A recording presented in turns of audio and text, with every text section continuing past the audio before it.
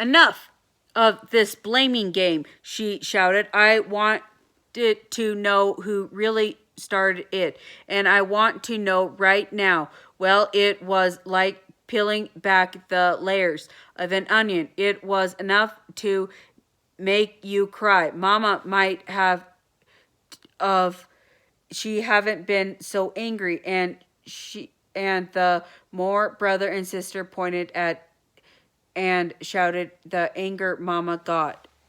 So she got even more angry.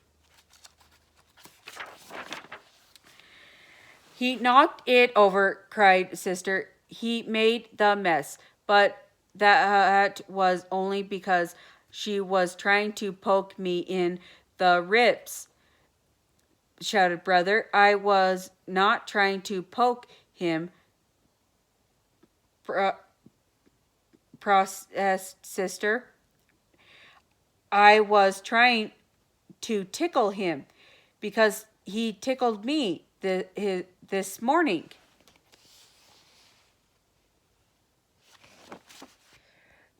But that was because she tickled me last night.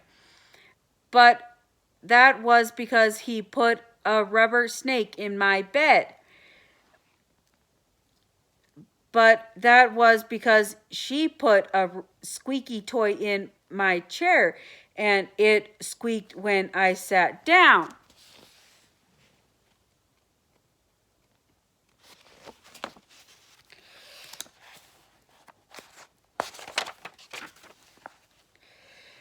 And so it went.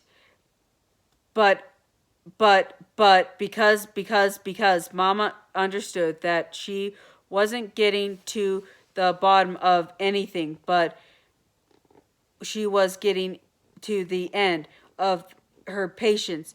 Her head was whirling and with buds because rubber band snakes, squeaky toys, broken glass, spilling water, and scattering roses.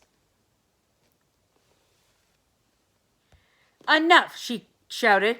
Enough of what? Asked Papa Bear. He had been fixing up the downstairs bay window and heard the shouting. From what I've heard, he said, looks at the mess on the floor.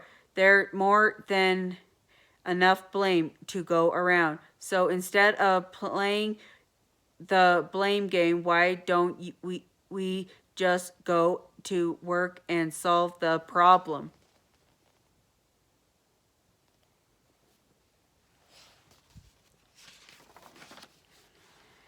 Let's deal with the broken glass.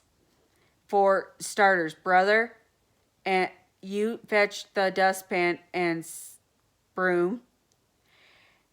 Sister, you bring the paper towels from the kitchen. Papa quickly sweeps the bigger pieces of glass into the dustpan.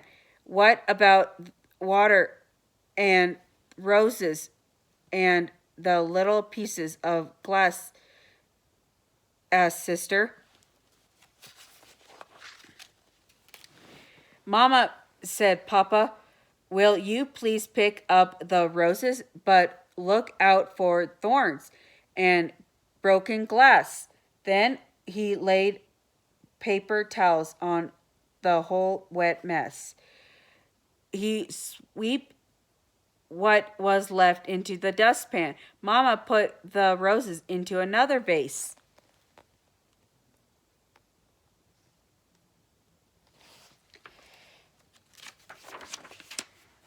Good for Papa. He had put a stop to the blaming game. Papa went back to his workshop. The cubs went out to play. But while Papa was putting away his paint and putting putty, he heard the sound of breaking glass. He rushed outside the bay window he had just painted and putty was broken. There stood brother and sister pointing at each other. Sister had a bat. Brother had a glove. There was a baseball in the grass among pieces of glass. Papa bit his lip, counting to 10, took a deep breath, and did a very good imitation of a volcano.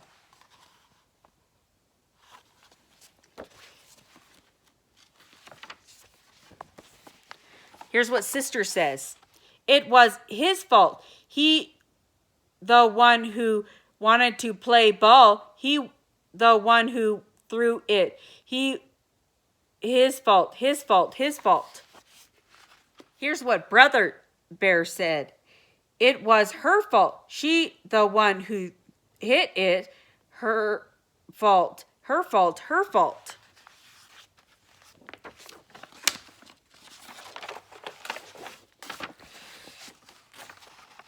It seemed to me, said Mama, who had heard the crash, that instead of shouting and pointing finger, we shouted to get to work and solve the problem.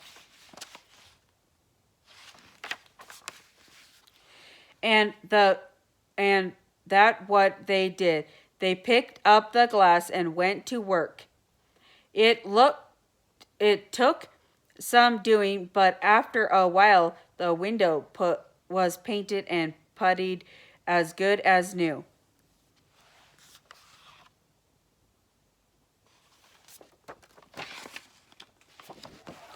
Of course, there are times as Papa when somebody really is to blame for something, but most of the time it's important to remember that there's usually enough blame to go around. I hope you enjoyed the book called The Blaming Game from the Berenstain Bears.